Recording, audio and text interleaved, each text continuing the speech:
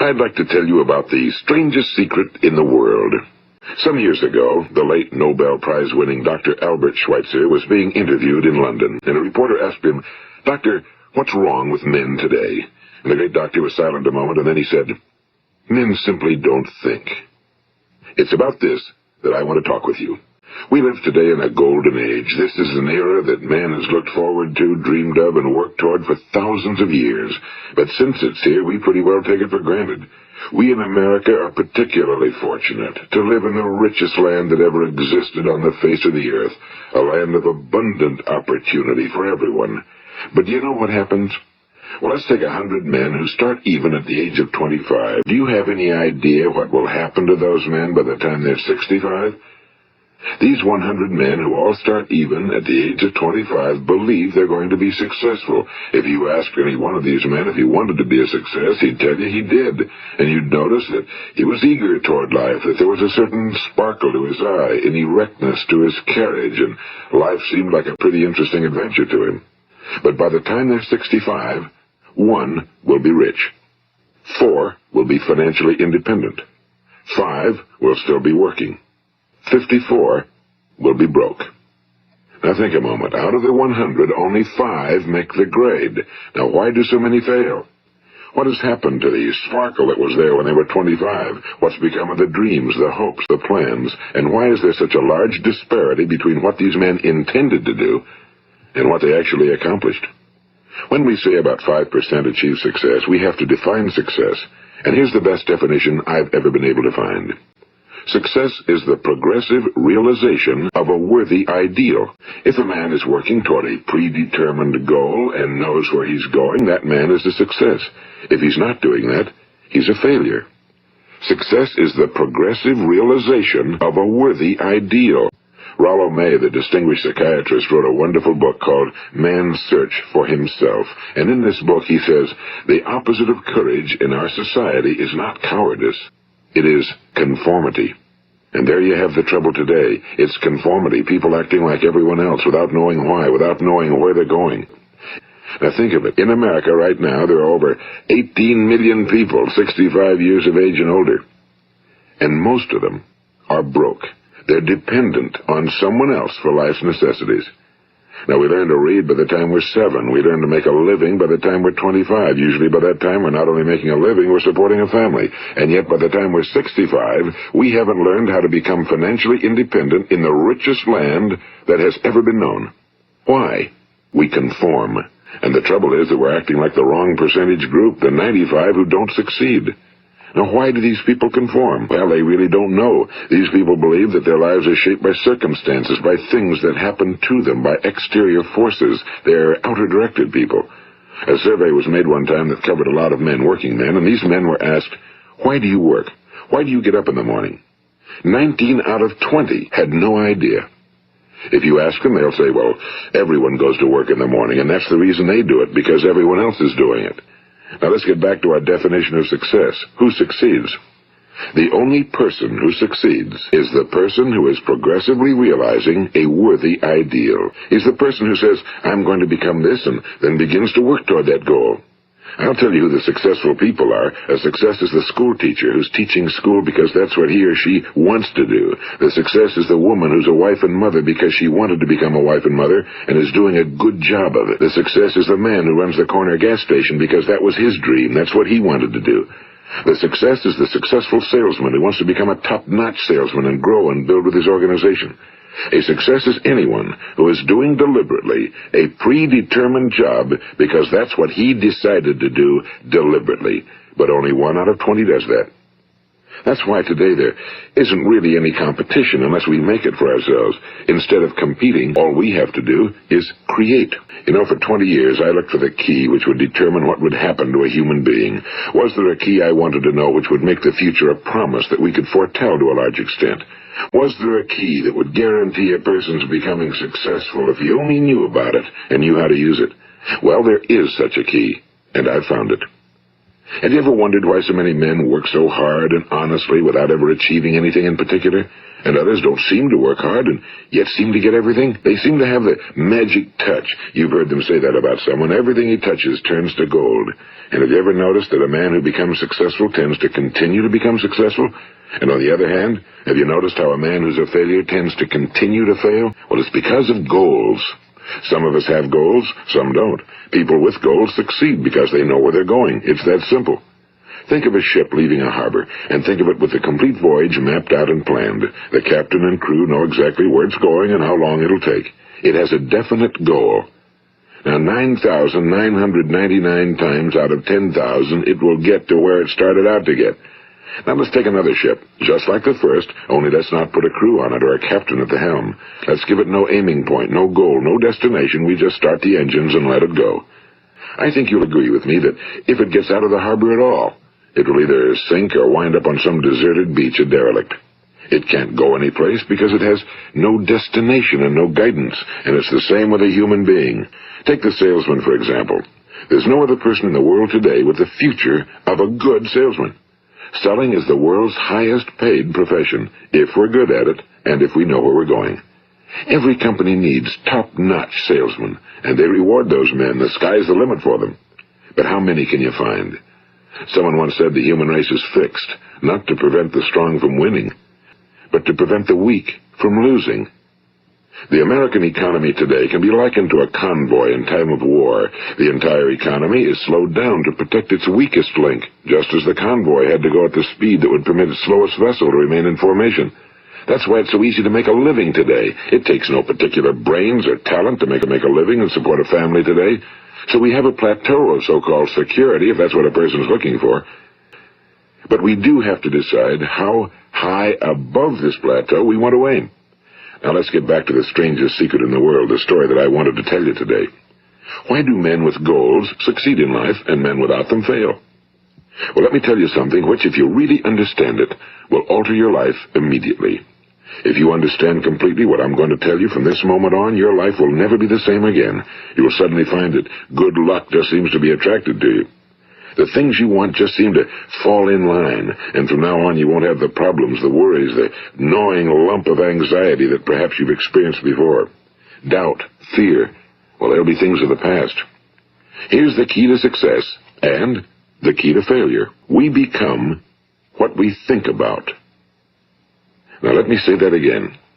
We become what we think about.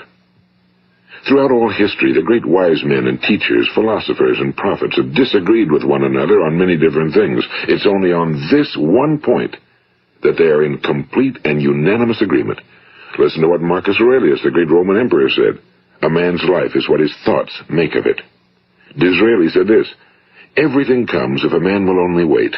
I've brought myself by long meditation to the conviction that a human being with a settled purpose must accomplish it, and that nothing can resist a will that will stake even existence for its fulfillment. Ralph Waldo Emerson said this, a man is what he thinks about all day long. William James said, the greatest discovery of my generation is that human beings can alter their lives by altering their attitudes of mind. And he also said, we need only in cold blood act as if the thing in question were real, and it will become infallibly real by growing into such a connection with our life that it will become real. It will become so knit with habit and emotion that our interest in it will be those which characterize belief. And he also said, if you only care enough for a result, you will almost certainly attain it. If you wish to be rich, you will be rich. If you wish to be learned, you will be learned. If you wish to be good, you will be good. Only you must then really wish these things and wish them exclusively, and not wish at the same time 100 other incompatible things just as strongly. In the Bible, you read in Mark 9:23, if thou canst believe, all things are possible to him that believeth. My old friend Dr. Norman Vincent Peale put it this way, this is one of the greatest laws in the universe. Fervently do I wish I had discovered it as a very young man. It dawned upon me much later in life, and I found it to be one of the greatest, if not my greatest discovery outside of my relationship to God. The great law, briefly and simply stated, is that if you think in negative terms, you will get negative results. If you think in positive terms, you will achieve positive results. That is the simple fact, he went on to say, which is at the basis of an astonishing law of prosperity and success. In 3 words, believe and succeed. William Shakespeare put it this way: our doubts are traitors and make us lose the good we oft might win by fearing to attempt. George Bernard Shaw said, people are always blaming their circumstances for what they are. I don't believe in circumstances. The people who get on in this world are the people who get up and look for the circumstances they want, and if they can't find them, make them. Well, it's pretty apparent, isn't it? And every person who discovered this for a while believed that he was the first one to work it out. We become what we think about. Now, it stands to reason that a person who's thinking about a concrete and worthwhile goal is going to reach it, because that's what he's thinking about, and we become what we think about. Conversely, the man who has no goal, who doesn't know where he's going, and whose thoughts must therefore be thoughts of confusion and anxiety and fear and worry, becomes what he thinks about. His life becomes one of frustration and fear and anxiety and worry. And if he thinks about nothing, he becomes nothing. Now, how does it work? Why do we become what we think about? Well, I'll tell you how it works as far as we know. Now, to do this, I want to tell you about a situation that parallels the human mind. Suppose a farmer has some land, and it's good fertile land. Now, the land gives the farmer a choice. He may plant in that land whatever he chooses. The land doesn't care. It's up to the farmer to make the decision. Now, remember, we're comparing the human mind with the land because the mind, like the land, doesn't care what you plant in it. It will return what you plant, but it doesn't care what you plant. Now let's say that the farmer has 2 seeds in his hand. One is a seed of corn, the other is nightshade, a deadly poison. He digs 2 little holes in the earth and he plants both seeds, one corn, the other nightshade. He covers up the holes, waters, and takes care of the land, and what will happen? Invariably the land will return what's planted. As it's written in the Bible, as ye sow, so shall ye reap.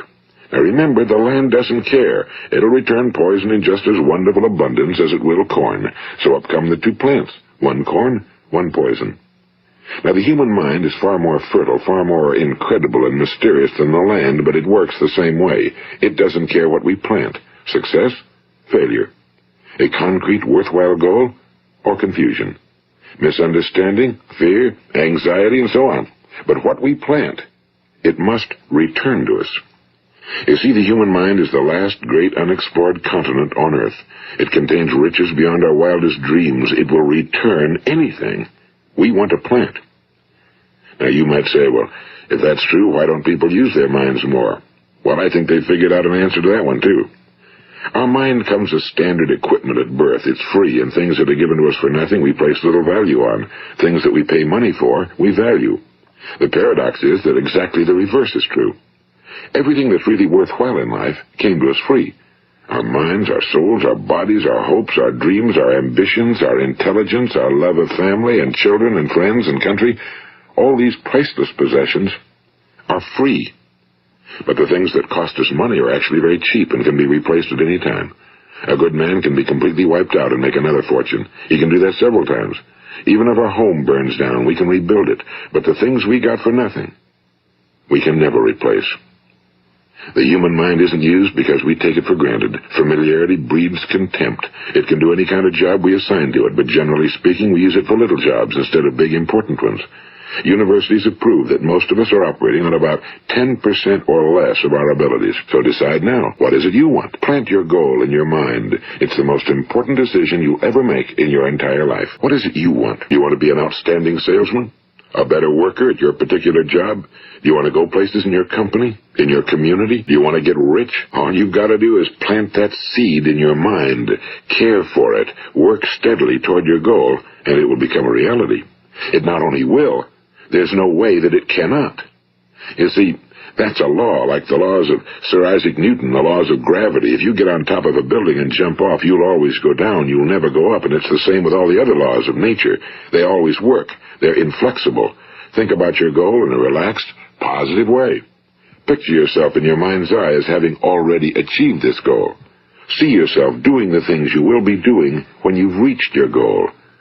Ours has been called the phenobarbital age, the age of ulcers and nervous breakdowns and tranquilizers. At a time when medical research has raised us to a new plateau of good health and longevity, far too many of us worry ourselves into an early grave trying to cope with things in our own little personal ways. without learning a few great laws that will take care of everything for us. These things we bring on ourselves through our habitual way of thinking. Every one of us is the sum total of his own thoughts. He is where he is because that's exactly where he really wants to be, whether he'll admit that or not. Each of us must live off the fruit of his thoughts in the future, because what you think today and tomorrow, next month and next year, will mold your life and determine your future. You're guided by your mind. I remember one time I was driving through eastern Arizona, and I saw one of those giant earth-moving machines roaring along the road at about 35 miles an hour with what looked like 30 tons of dirt in it. A tremendous, incredible machine, and there was a little man perched way up on top with the wheel in his hands guiding it. And as I drove along, I was struck by the similarity of that machine to the human mind. Just suppose you're sitting at the controls of such a vast source of energy. Are you going to sit back and fold your arms and let it run itself into a ditch? Or are you going to keep both hands firmly on the wheel and control and direct this power to a specific, worthwhile purpose? It's up to you. You're in the driver's seat. You see, the very law that gives us success is a two-edged sword. We must control our thinking. The same rule that can lead a man to a life of success, wealth, happiness, and all the things he ever dreamed of for himself and his family. That very same law can lead him into the gutter. It's all in how he uses it, for good or for bad. This is the strangest secret in the world. Now, why do I say it's strange, and why do I call it a secret? Actually, it isn't a secret at all. It was first promulgated by some of the earliest wise men, and it appears again and again throughout the Bible, but very few people have learned it, understand it. That's why it's strange, and why for some equally strange reason it virtually remains a secret. I believe that you could go out and walk down the main street of your town and ask one man after another what the secret of success is, and you probably wouldn't run into one man in a month who could tell you. Now, this information is enormously valuable to us if we really understand it and apply it. It's valuable to us not only for our own lives, but the lives of those around us, our families, employees, associates, and friends. Life should be an exciting adventure. It should never be a bore. A man should live fully, be alive. He should be glad to get out of bed in the morning. He should be doing a job he likes to do because he does it well. One time I heard Grove Patterson, the great late editor-in-chief of the Toledo Daily Blade, make a speech, and as he concluded his speech, he said something I've never forgotten. He said, "My years in the newspaper business have convinced me of several things. Among them, that people are basically good, and that we came from someplace, and we're going someplace. So we should make our time here an exciting adventure. The architect of the universe didn't build a stairway leading nowhere." And the greatest teacher of all, the carpenter from the plains of Galilee, gave us the secret time and time again. As ye believe, so shall it be done unto you.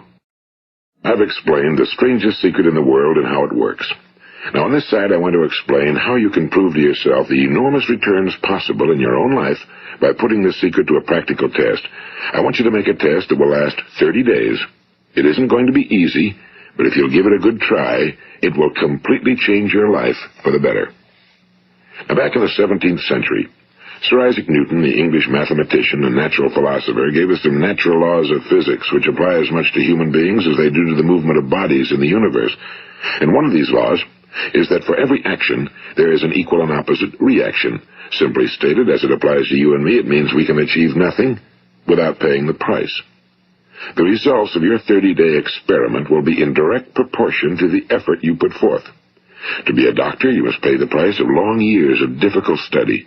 To be successful in selling, and remember that each of us succeeds to the extent of his ability to sell, selling our families on our ideas, selling education in schools, selling our children on the advantages of living the good and honest life, selling our associates and employees on the importance of being exceptional people. To, of course, the profession of selling itself. But to be successful in selling our way to the good life, we must be willing to pay the price. Now, what is that price? Well, it's many things. First, it's understanding emotionally, as well as intellectually, that we literally become what we think about, that we must control our thoughts if we're to control our lives. It's understanding fully that as ye sow, so shall ye reap. Second, it's cutting away all fetters from the mind and permitting it to soar as it was divinely designed to do.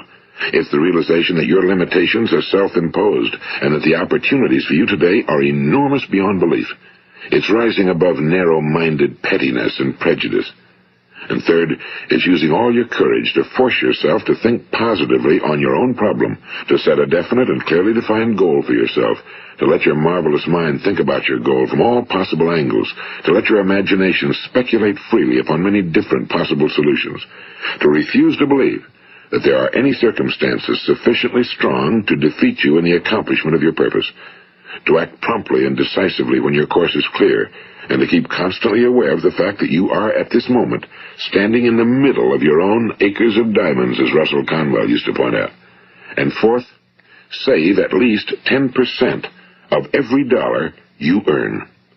It's also remembering that no matter what your present job, it has enormous possibilities, if you're willing to pay the price. Now let's just go over the important points in the price each of us must pay to achieve the wonderful life that can be ours. It is, of course, worth any price. 1. You will become what you think about. 2. Remember the word imagination and let your mind begin to soar. 3. Courage. Concentrate on your goal every day. 4. Save 10% of what you earn. And 5. Action. Ideas are worthless unless we act on them. Now I'll try to outline the 30-day test I want you to make. Keep in mind that you have nothing to lose by making this test and everything you could possibly want to gain. There are 2 things that may be said of everyone. Each of us wants something, and each of us is afraid of something. I want you to write on a card what it is you want more than anything else.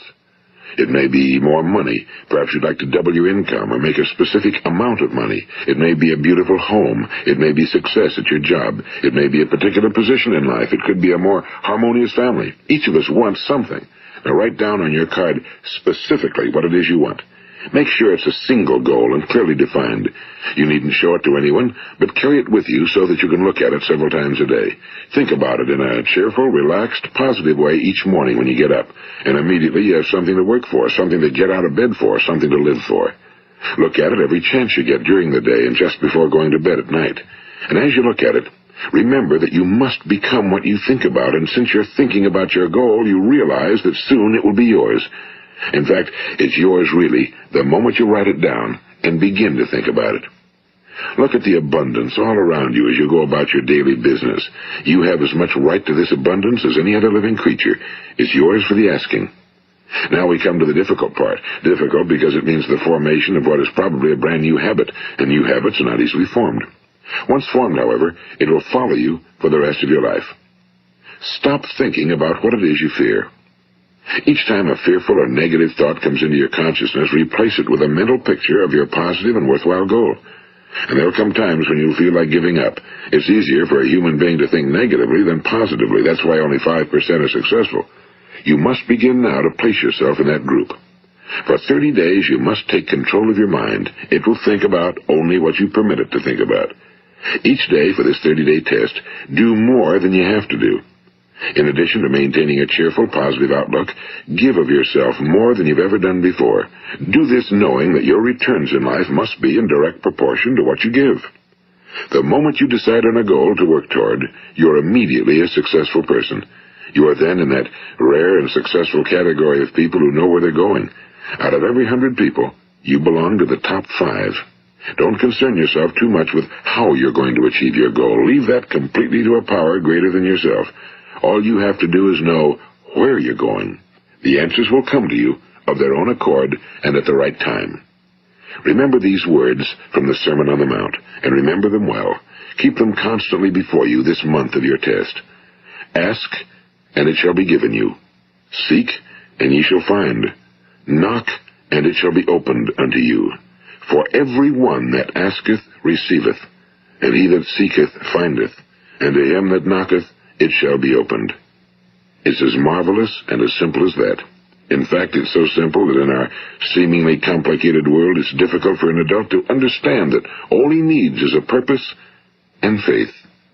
For 30 days, do your very best. If you're a salesman, go at it as you've never done before, not in a hectic fashion, but with the calm, cheerful assurance that time well spent will give you the abundance in return you deserve and want. If you're a homemaker, devote your 30-day test to completely giving of yourself without thinking about receiving anything in return, and you'll be amazed at the difference it makes in your life.